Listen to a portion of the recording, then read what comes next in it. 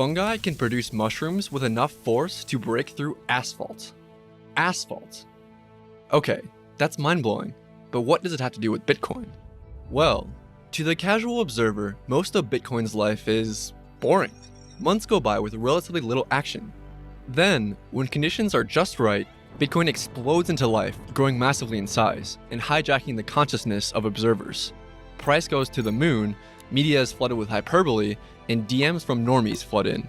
Then, almost as soon as it crescendos, Bitcoin fades away, dying back into obscurity as casual participants write it off as a fad, hype, or a failed experiment. Most new users exit the ecosystem. However, a small percentage form new colonies in Bitcoin land. These bear market survivors become new hodlers of last resort. Unsurprisingly, the bear market narrative is driven by surface level activity, or price. This, surprisingly, exactly matches the way fungi reproduces.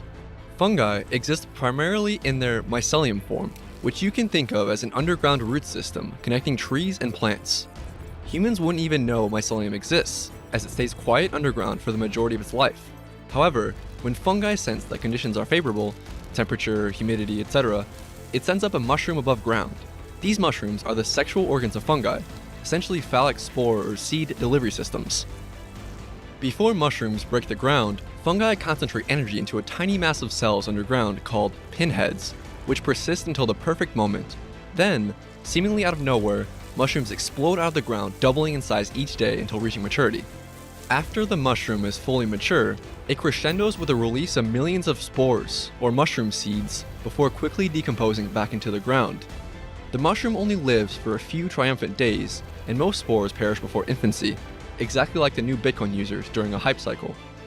However, a small percentage of the spores will travel nearby and form new fungal colonies. These new colonies might stay underground for several years before the reproductive cycle continues again. The same happens with Bitcoin. Fungi fact: spores are lighter than air, which makes travel easy. Theoretically, spores could catch an updraft and leave Earth's orbit. Luckily, they're on a short list of biological matter capable of surviving the cold vacuum and radiation of space. Panspermia, anyone? Bitcoin detractors mistake the hype cycle, or mushroom, for the big picture, or mycelial network. Amnesiac pundits proudly pile on, proclaiming Bitcoin has perished for the 408th time. Fiat maximalists take victory laps on Twitter by posting 12-month charts. Detractors gather to roast the proverbial Bitcoin mushroom while patting each other on the back. While everyone was focused on gold and silver, Bitcoin dropped another 40%, traded below $58. April 16th, 2013. Correction, Rubini hasn't been mocking Bitcoin since it was $600. He's been mocking it since it was $58. Imagine how short your attention span must be, and how strong your self-delusion, to gloat with vindication during every dip from $58 to $7,000. However, to be fair, Bitcoin is complicated. Many crypto people still think Bitcoin is MySpace, and Ripple coin is the standard. Unsurprisingly, most journalists don't grasp what's going on. Imagine being assigned the Bitcoin beat as a well-intentioned, run-of-the-mill journalist. While the mushroom has died, or a recent hype cycle, the mycelium, or Bitcoin, is thriving underground. Like a mushroom past its prime, Bitcoin exuberance decays and the price plummets. Bear markets shake out weak hands, hedge funds fail, ICOs give back investor money, or worse, projects fail and some charlatans get exposed. However, hodlers, new and old, collectively go underground and quietly make Bitcoin better, building, learning, and forming alliances. Hey guys, I'm Drew. I turn the most important articles on Bitcoin into documentaries so more people can learn from them. This video was based on Bitcoin is the Mycelium of Money by Brandon Quittem. This is part 2. Subscribe if you want to support this mission. Bitcoin improved dramatically during the 2018-2019 bear market. As time goes on, narratives evolve as Bitcoin continues to reveal itself to curious onlookers. Eventually, the market bottoms. Hodlers cling together like a band of brothers, creating a strong foundation capable of sustaining future growth. Hodlers are the revolutionaries. Dan Held. As hodlers hoard more Bitcoin, the float, or supply actively being traded, is increasingly constrained. With a decreasing available supply, each new user puts more upward pressure on the price. As price rises, media shines a spotlight. New users are pulled in, and before long, we're back in another hype cycle.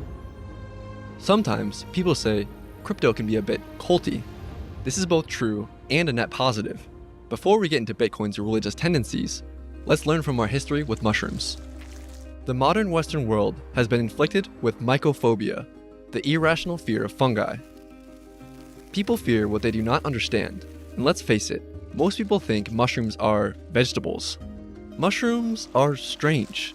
They represent the life and death cycle of impermanence that humans subconsciously fear. Facing our own mortality is no fun. Better to just avoid it. However, it hasn't always been this way. In fact, humans have had a relationship with mushrooms for a long time. From food, to medicine, to superstitions and religious artifacts. Mushrooms can save your life, kill you, feed you, and even alter your consciousness. Anthropological evidence suggests that humans who partner with fungi had an evolutionary advantage. As more people understand fungi and Bitcoin, they'll soon realize how important they just might be. The Mazatec culture from present-day Mexico revered the mushroom as sacred. Bitcoin conjures up a similar quasi-religious fervor. Described brilliantly by Yuval Noah Harari, Homo sapiens are uniquely capable of cooperating flexibly in large numbers. This enables us to collectively agree on abstract concepts such as nations, gods, and money. Just as humans formed religious cults around the mushroom, one way to describe Bitcoin is a neo-money religious movement. The mystery of Satoshi created a strong foundation enabling emergent religious tendencies. Bitcoin was created through immaculate conception by a mythical character, Satoshi, who later sacrificed himself for the greater good. The cult of Satoshi inspires some fanatics to dedicate their lives to promoting the good word. Not all Bitcoiners fall into the same religious sect. Some scholars cling to the ancient religious text or white paper, while others interpret Satoshi's vision through his early forum posts. Disagreements about priorities, evidenced by the scaling debates, have led to hard forks and fractured congregations. Not unlike Martin Luther fracturing the Catholic Church by pinning the 95 Theses on the church door in 1517. Roger Ver was known as Bitcoin Jesus from his early days spreading the good word by gifting Satoshis to fiat-afflicted restaurateurs. Messianic figures like Fake Toshi or Craig Wright spring up claiming to be the real Satoshi Nakamoto. Fake Toshi, the fundamentalist, brands his sacrament as Satoshi's vision, the one true Bitcoin as laid out in the Bible or white paper. Never mind how incomplete or how many errors are found in the white paper, Fake Toshi claims his fork of a fork is the real Satoshi's vision. Even if Fake Toshi's fork was closest to Satoshi's original vision, it wasn't. Does it even matter? The answer is no.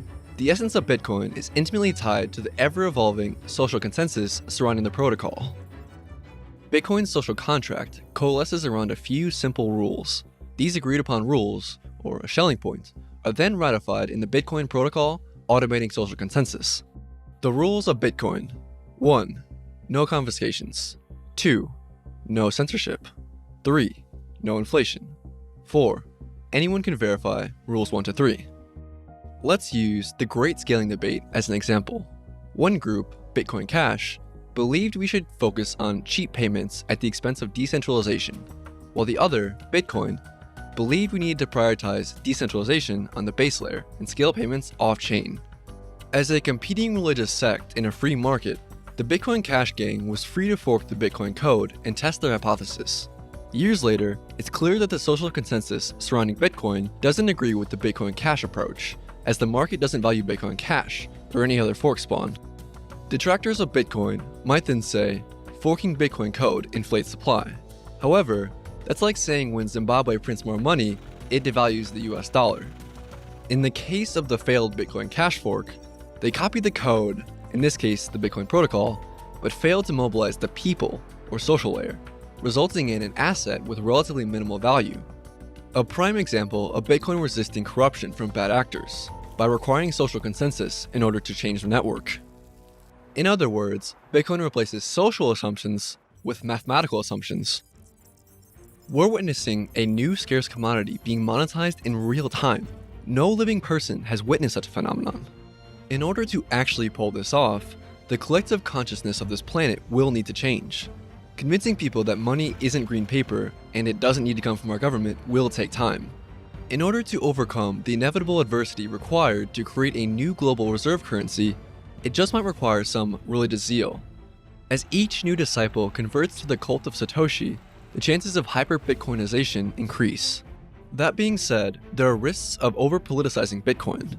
Some factions of the community portray Bitcoin as a club for Austrian economists who only eat meat that they personally shot with one of their many guns. While those things are well and fine, they are not prerequisites for being a Bitcoiner. Let's not entangle the two at the cost of repelling prospective Bitcoiners. Money is the ultimate network effect. Its value is determined by the number of people you can interact with. In Bitcoin, not only does it capture its users' imagination in a religious sense, but there are also financial incentives to recruit new members into the congregation. With each new user that buys Bitcoin, the value of Bitcoin directionally increases, benefiting previous hodlers. Then that new user is incentivized to convert their friends, who then convert their friends, and the cycle continues. As the price increases, so do the incentives to improve security, as evidenced by the difficulty adjustment, one of Satoshi's most brilliant contributions. Price increases, so mining becomes more profitable, so more miners contribute hash power, so better security makes Bitcoin more valuable. If the bear market blues make you frown, just look underground. There are countless developments to be optimistic about. Broke, digital gold. Woke, digital slime mold. The Bitcoin fungus is quietly spreading underground. With each passing day, Bitcoin is eating more fiat, becoming more robust, more decentralized, and more Lindy.